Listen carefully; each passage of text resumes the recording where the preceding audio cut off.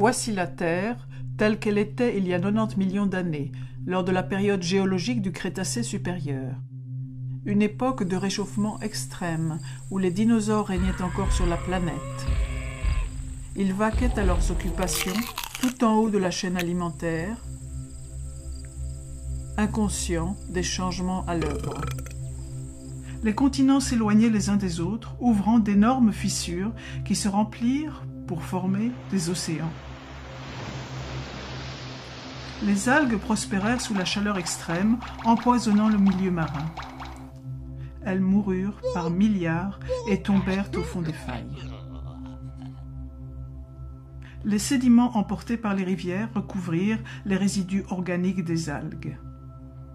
Avec la pression, la chaleur augmenta, entraînant une réaction chimique transformant ces déchets organiques en combustibles fossiles des hydrocarbures, le pétrole et le gaz naturel. Sur la terre ferme, un processus similaire produisit le charbon. La nature a mis environ 5 millions d'années pour créer les combustibles fossiles consommés en un an. Notre mode de vie moderne dépend de cette ressource fossile qu'un nombre surprenant de personnes imaginent inépuisable. Depuis 1860, plus de 2000 milliards de barils de pétrole ont été découverts. Depuis, nous en avons consommé environ la moitié. Avant d'extraire le pétrole du sol, il faut le découvrir. Au départ, c'était facile et peu coûteux à extraire. Découvert en 1900, Spindletop fut le premier grand champ pétrolier états-unien. Beaucoup d'autres suivirent. Puis, les géologues parcoururent les États-Unis et découvrirent d'énormes quantités de pétrole, de gaz et de charbon. Les États-Unis extrayaient plus de pétrole que tout autre pays, leur permettant de devenir une superpuissance industrielle. Une fois qu'un puits de pétrole commence à produire, son déclin est inéluctable. Chaque puits individuel a un débit de production propre. La production cumulée d'un grand nombre de puits prend la forme d'une courbe en cloche. En général, un pays atteint son pic de production 40 ans après son pic de découverte, pour entrer ensuite dans une phase de déclin définitive. Dans les années 1950, Marion King Hubbert, un géophysicien employé de Shell, prédit que la production de pétrole états-unienne atteindrait un maximum en 1970, 40 ans après le pic des découvertes. Peu l'ont cru. Cependant, en 1970, la production états-unienne atteignit son pic pour ensuite décroître constamment. Hubbert avait vu juste. À partir de ce moment, les États-Unis ont été de plus en plus dépendants de l'importation de pétrole. Cela les a rendus vulnérables aux ruptures d'approvisionnement et a contribué aux crises économiques résultant des chocs pétroliers de 1973 et de 1979. 1930 est l'année du pic des découvertes de pétrole aux USA. Ensuite, malgré les avancées technologiques, les découvertes se raréfièrent cruellement. Le champ découvert récemment dans la réserve naturelle Anower en Alaska ne fournirait au mieux que 17 mois de consommation. Même le champ Jack II du golfe du Mexique ne fournirait que quelques mois de la demande états-unienne. Aucun de ces gros gisements ne peut satisfaire les besoins états-uniens. Il devient évident que la production a atteint son pic ou en est tout près. Au niveau mondial, les découvertes atteignirent un pic dans les années 1960. Plus de 40 ans plus tard, la chute des découvertes de nouveaux champs semble inexorable. 54 des 65 pays grands producteurs ont déjà atteint leur pic de production. La plupart des autres vont suivre dans un avenir proche. Tous les 3 ans, il faudrait mettre en production l'équivalent d'une nouvelle Arabie saoudite pour pallier l'épuisement des champs existants. Durant les années 60, 6 barils étaient découverts pour chaque baril consommé. 4 décennies plus tard, l'humanité consomme entre 3 et 6 barils pour chaque baril découvert. À partir du moment du pic de production mondiale, la demande de pétrole dépassera l'offre, le prix de l'essence sera très instable, ce qui aura des conséquences bien plus importantes que le coût d'un plein. Les villes modernes sont dépendantes du carbone fossile. Même les routes sont faites d'asphalte, un produit pétrolier, comme le toit de beaucoup de maisons. De vastes espaces seraient inhabitables sans chauffage durant l'hiver ou sans climatisation en été. L'étalement urbain nécessite la voiture pour se rendre au travail, à l'école ou au magasin. Les villes sont divisées en zones résidentielles et commerciales éloignées les unes des autres, forçant les habitants à se déplacer en voiture. La banlieue et de nombreux habitats ont été conçus sur base du pétrole et de l'énergie abondante. Les produits chimiques issus du pétrole ou composés pétrochimiques sont la base d'un nombre incalculable de produits. L'agriculture moderne est très dépendante des combustibles fossiles, tout comme les hôpitaux, l'aviation, les systèmes de distribution d'eau et l'armée états-unienne qui, à elle seule, utilise environ 140 millions de barils par an. Sans pétrole, il n'y aurait ni plastique ni polymère indispensables pour fabriquer les ordinateurs, les appareils électroniques de divertissement et les vêtements. L'économie mondiale actuelle repose sur une croissance infinie exigeant toujours plus d'énergie à bas prix. Nous sommes si dépendants des combustibles fossiles que même une petite interruption dans l'approvisionnement peut avoir de grandes conséquences sur notre vie.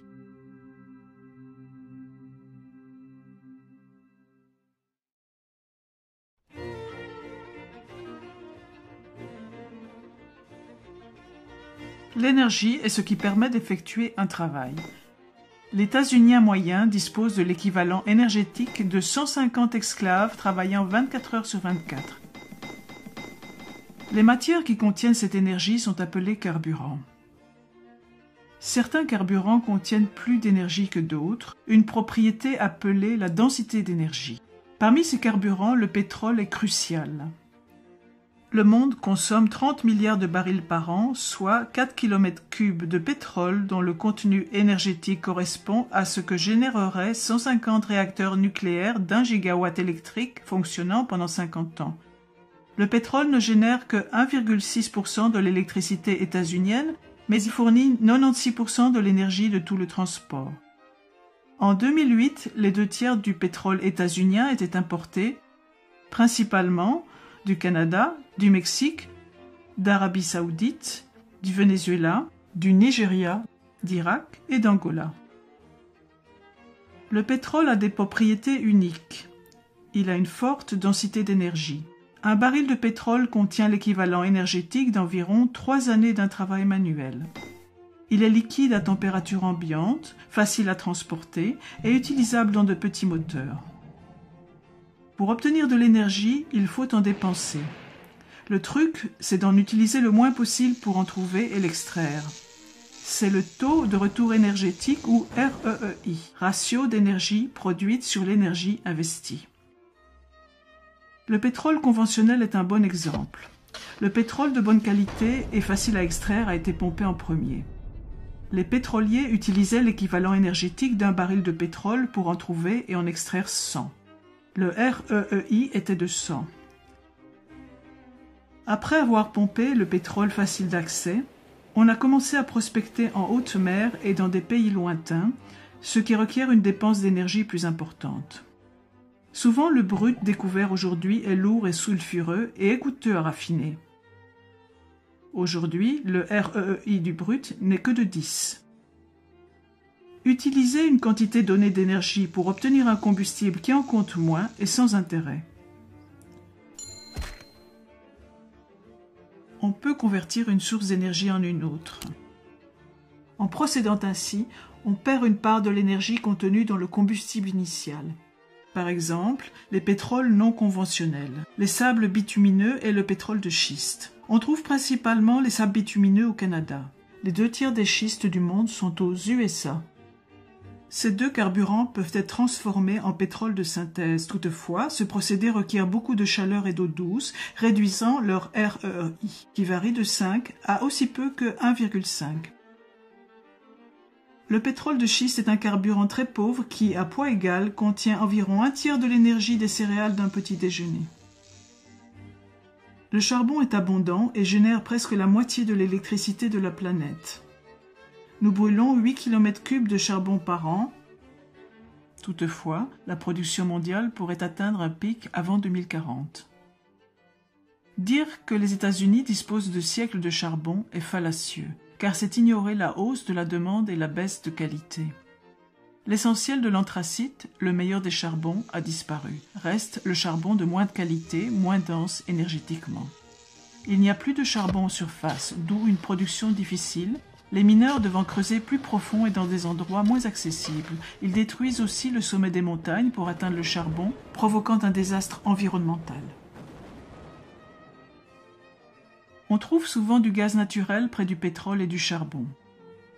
Les découvertes de gaz états-uniens ont atteint un pic dans les années 50 et le pic de production a eu lieu au début des années 70. Si on avance de 23 ans la courbe des découvertes, l'avenir de la production du gaz naturel conventionnel états-unien apparaît clairement. Des techniques nouvelles ont permis l'extraction de gaz non conventionnels, comme le gaz de schiste, ce qui pourrait postposer le pic de production. Le gaz non conventionnel est mis en cause pour son exploitation très polluante, son REEI insuffisant et son prix élevé. Même avec le gaz non conventionnel, le pic de production mondiale de gaz devrait avoir lieu avant 2030. Il y a encore des réserves importantes d'uranium pour le nucléaire. Remplacer les 10 TWh actuellement générés par les combustibles fossiles nécessiterait plus de 10 000 réacteurs nucléaires. Dans ce cas, les réserves connues d'uranium ne dureraient que 10 à 20 ans. Les réacteurs surgénérateurs à base de plutonium en France et au Japon ont été des échecs retentissants. La fusion nucléaire bute sur des obstacles techniques colossaux. Puis il y a les énergies renouvelables. L'éolien a un bon REEI, mais il est intermittent. L'hydroélectricité est fiable, mais il ne reste plus guère de sites propices pour construire des barrages. Les centrales géothermiques courantes utilisent des sources de chaleur proches de la surface terrestre. Ces sources sont relativement éparses. Dans le système expérimental de géothermie EGS, 2 puits sont creusés à très grande profondeur. De l'eau est injectée dans un des puits, capture la chaleur de la roche et remonte ensuite par l'autre puits à haute température. Selon un rapport récent du MIT, cette technique pourrait fournir 10% de l'électricité états-unienne en 2050. L'énergie des vagues est restreinte aux régions côtières. La densité d'énergie des vagues varie d'une région à l'autre. Transporter l'électricité produite par les vagues n'est pas simple. De plus, l'eau salée est corrosive pour les turbines. Les agrocarburants sont produits à partir de végétaux. Le bois a une faible densité énergétique et pousse lentement. L'humanité consomme 15 km3 de bois par an. Le biodiesel et l'éthanol proviennent d'une agriculture dépendante du pétrole. Le REEI de ces carburants est proche de l'unité. Certains politiciens veulent convertir du maïs en éthanol. Fournir de la sorte le 10e des besoins états-uniens en essence en 2020 demanderait 3% de la surface du pays. Produire ainsi toute l'essence états-unienne en 2020 nécessiterait qu'un tiers du territoire y soit consacré alors que la surface agricole actuelle n'occupe que 19% du sol. L'hydrogène doit être extrait du gaz naturel, du charbon ou de l'eau, ce qui demande plus d'énergie que ce qu'on en obtient de l'hydrogène. Une économie basée sur l'hydrogène est donc improbable. Les panneaux solaires de la Terre entière produisent de l'électricité comme 2 centrales au charbon. L'équivalent d'environ 2,5 tonnes de charbon sont nécessaires pour fabriquer un seul panneau solaire. Une surface de 360 000 km² de panneaux serait nécessaire pour couvrir la demande mondiale actuelle. En 2007, il y avait environ 10 km² de panneaux.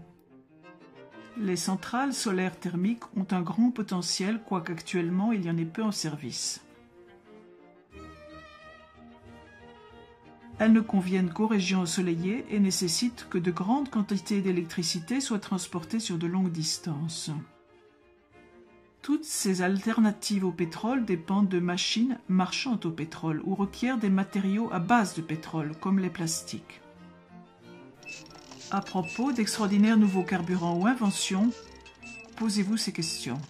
L'invention tient-elle la route du point de vue économique?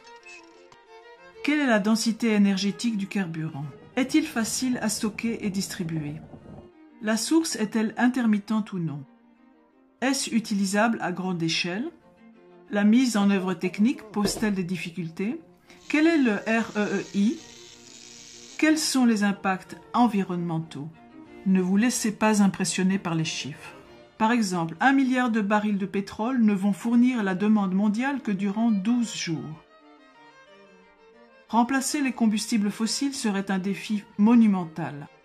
En 2007, 48,5% de l'électricité états-unienne était produite à partir de charbon, 21,6% provenait du gaz naturel, 1,6% du pétrole, 19,4% du nucléaire, 5,8% des barrages.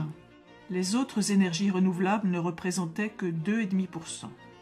Peut-on remplacer un système basé sur les combustibles fossiles par un patchwork d'alternatives?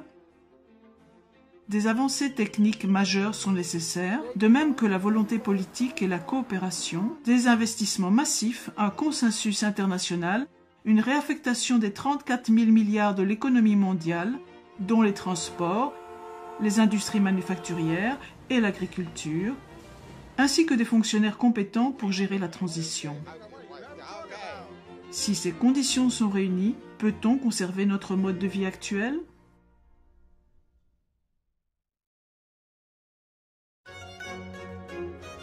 Ces bactéries vivent dans une bouteille. Leur population double toutes les minutes. À 11 heures, il y a une bactérie. À midi, la bouteille est pleine. Elle est à moitié pleine à 11h59, laissant juste l'espace nécessaire pour un doublement de plus. Les bactéries, sentant le danger, cherchent de nouvelles bouteilles et en trouvent 3. Elles pensent avoir réglé leur problème. À midi, la première bouteille est pleine. À midi 1, la seconde bouteille est pleine. À midi 2, toutes les bouteilles sont pleines. C'est le problème devant lequel nous sommes, dû au doublement répété résultant de la croissance exponentielle. L'utilisation du charbon et du pétrole comme carburant a entraîné l'humanité dans une croissance sans précédent. Même un taux de croissance faible finit par entraîner une forte augmentation. À un taux de croissance de 1%, une économie double en 70 ans. À un taux de 2%, elle double en 35 ans. À un taux de 10%, une économie double en seulement 7 ans. Si une économie croît au taux de 3%, elle double tous les 23 ans. À chaque doublement, la demande en énergie et en ressources dépasse le cumul de tous les doublements précédents.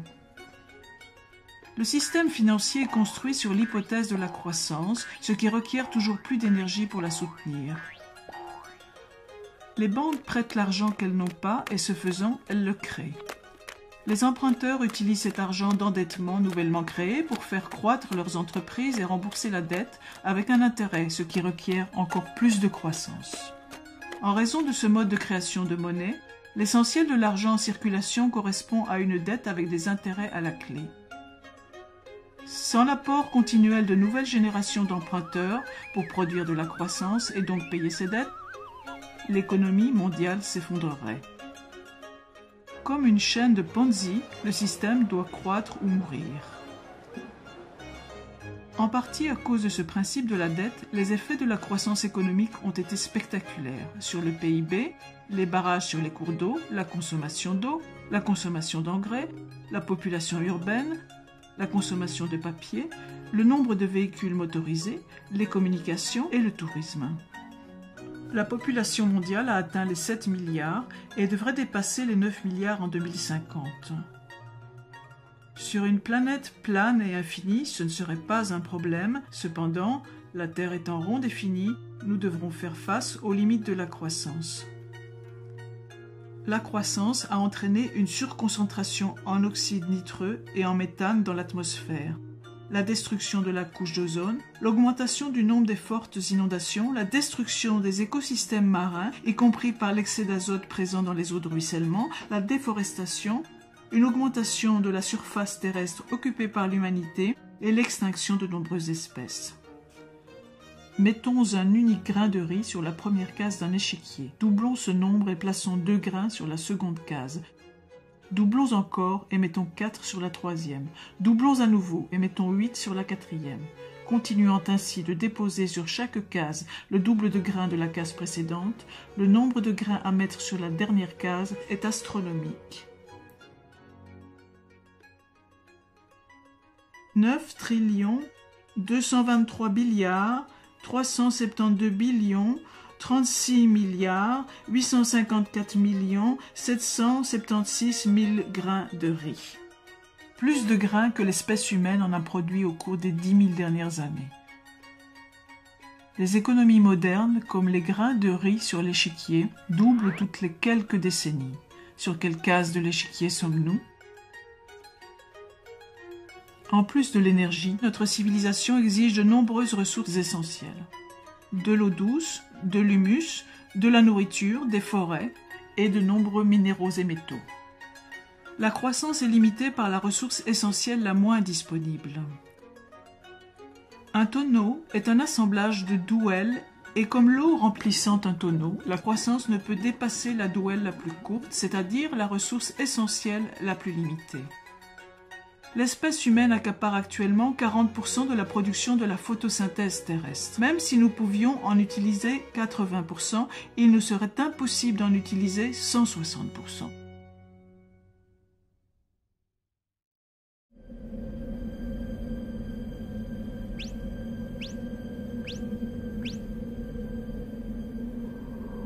L'approvisionnement alimentaire mondial repose fortement sur les combustibles fossiles.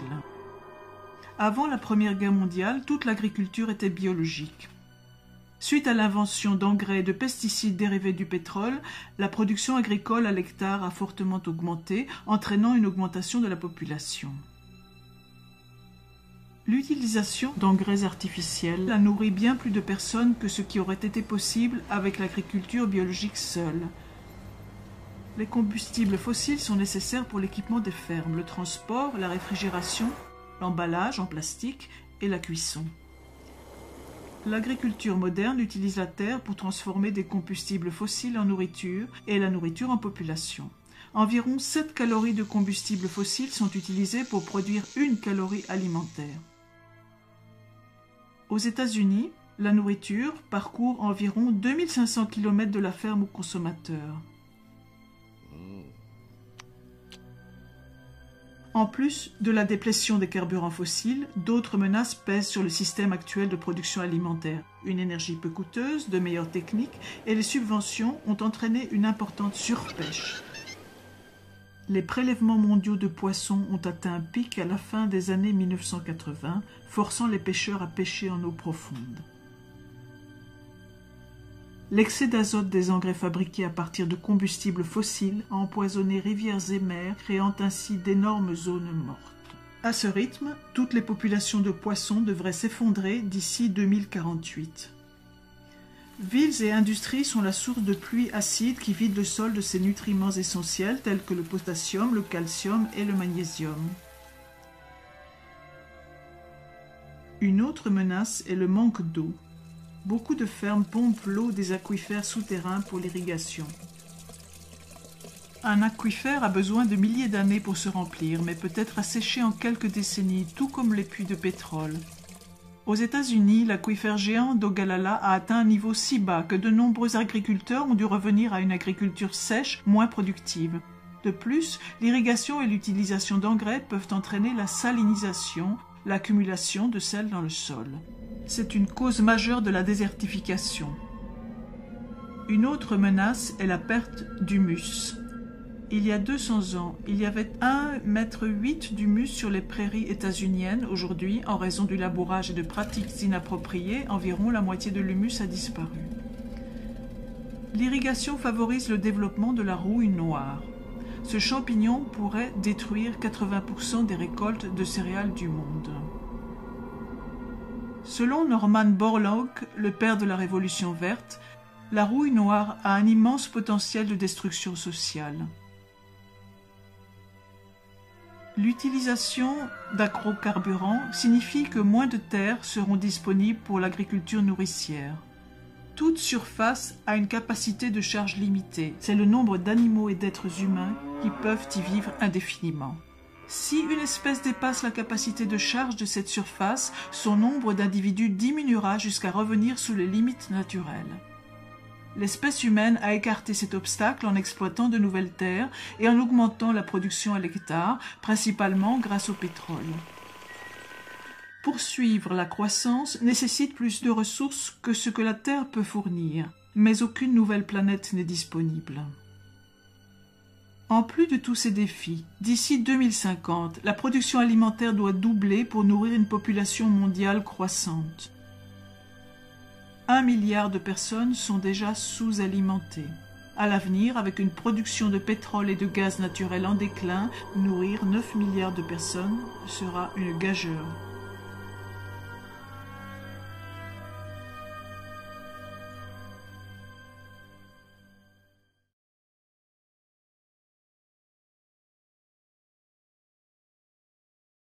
L'économie mondiale croît exponentiellement à environ 3% par an, consommant toujours plus de carburants non renouvelables, de minéraux et de métaux. Même chose pour les ressources renouvelables comme l'eau, la forêt, le sol et le poisson, consommées plus vite qu'elles ne se renouvellent. Même à un taux de croissance de 1%, l'économie aura doublé dans 70 ans. D'autres facteurs aggravent le problème. La mondialisation permet aux gens d'acheter des biens et de la nourriture produits à l'autre bout du monde. Les lignes d'approvisionnement sont longues, mettant la pression sur une ressource pétrolière limitée. Nous dépendons de pays lointains pour nos produits de première nécessité. Les villes modernes sont dépendantes des carburants fossiles. L'essentiel du système bancaire repose sur la dette, entraînant les gens dans une spirale de prêts et remboursements, engendrant la croissance. Que faire face à tous ces problèmes? Beaucoup croient que la crise peut être évitée par les économies d'énergie, la technique, la croissance intelligente, le recyclage, les voitures électriques ou hybrides, la substitution ou le vote. L'économie d'énergie vous fera économiser de l'argent, mais elle ne suffira pas à sauver la planète. Si certains abaissent leur consommation de pétrole, la diminution de la demande réduira les prix, permettant aux autres de l'acheter à moindre coût. De la même façon, un moteur plus efficace utilisant moins d'énergie va paradoxalement entraîner une hausse de l'utilisation d'énergie. Au XIXe siècle, l'économiste anglais William Stanley Jevons observa que de meilleures machines à vapeur ont fait du charbon une source d'énergie plus intéressante, entraînant une hausse du nombre de ces machines et donc de la consommation de charbon. La croissance de l'utilisation consomme toute énergie et ressources économisées.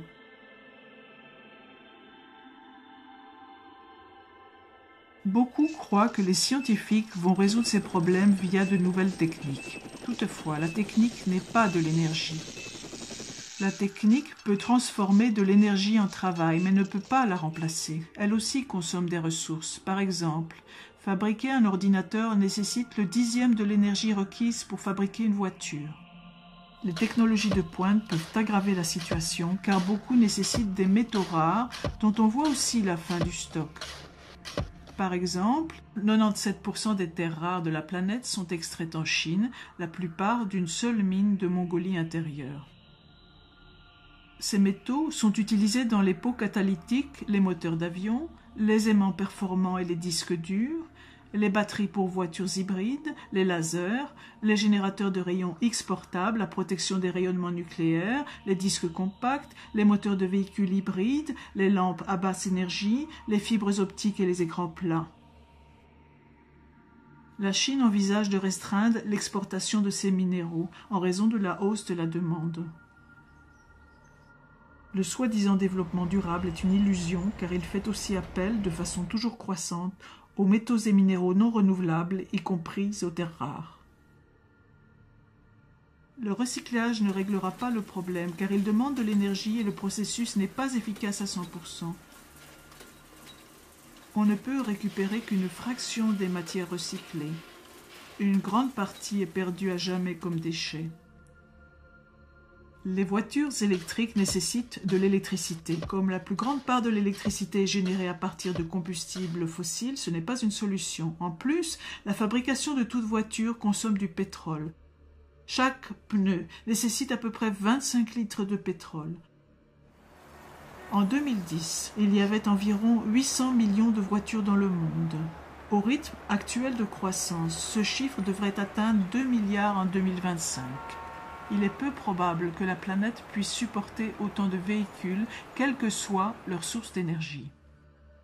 Beaucoup d'économistes croient que le marché libre va substituer une source d'énergie à une autre grâce à l'innovation technique. Toutefois, les principaux substituts du pétrole n'échappent pas aux limites. De plus, passer d'une source d'énergie à une autre nécessite du temps. Le rapport Hirsch du département américain à l'énergie estime qu'il faut au moins 2 décennies pour se préparer aux effets du pic pétrolier.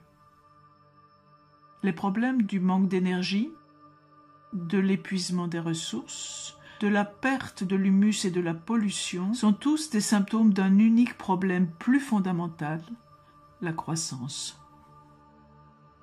Tant que notre système économique demandera une croissance infinie, aucune réforme ne sera possible. Dans ce cas, de quoi le futur sera-t-il fait?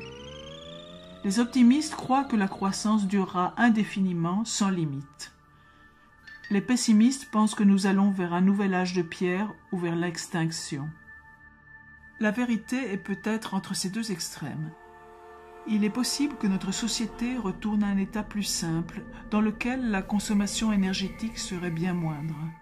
Cela signifie un autre mode de vie pour beaucoup, plus de travail manuel, de travail agricole et de production locale de biens, de nourriture et de services. Comment se préparer à un tel futur éventuel? Attendez-vous à moins de nourriture et de biens venant de loin? Redécouvrez la marche et le vélo? Habituez-vous à utiliser moins d'électricité, débarrassez-vous de vos dettes, évitez les banques, court-circuitez la grande distribution, soutenez les entreprises locales, achetez vos aliments directement aux paysans locaux. Pourquoi ne pas remplacer votre pelouse par un potager? Apprenez à conserver vos aliments, envisagez l'utilisation de monnaie locale au cas où le système économique s'écroulerait et développez une plus grande autosuffisance. Ces mesures ne permettront pas d'éviter un effondrement, mais elles amélioreront nos chances dans un futur où l'énergie sera comptée, où nous devrons être plus autonomes, tout comme nos ancêtres l'étaient.